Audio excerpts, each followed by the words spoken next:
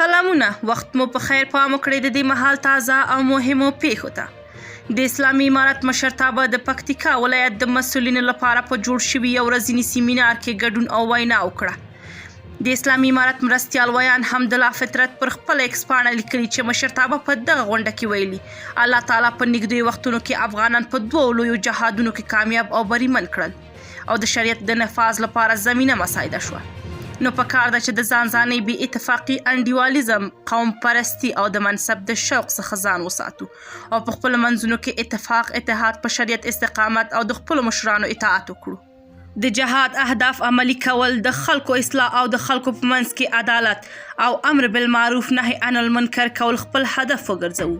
هغه دغه راز د سیمینار ګډونوالو ته ویلي خپل نیتونه اصلاح کړي، د علماو سره ناسته کوي، تقوا او تواضع اختیار کړي، په خپلو منځونو کې یو بل ته نصیحت کوي، په خپلو کې تذکیر او مذاکره کوي، د تکبر او غرور څخه ځان وساتي، د خلکو سره ښه چلند وکړي.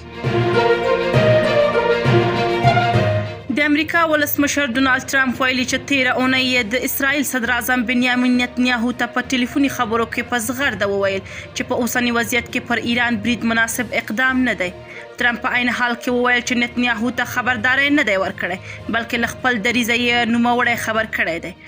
نوموړی د چهارشنبې په ورځ د غبرګولي ومه په سپینه ماڼۍ کې له خبریالانو سره په خبرو کې وویل چې د نتنیاهو ته وویل فکر نه کوي دا د مناسب وخت وي ځکه دا مهال امریکا له ایرانیانو سره په خبرو بوخته ده او خبرې تر دې دمه ښې روانې دي.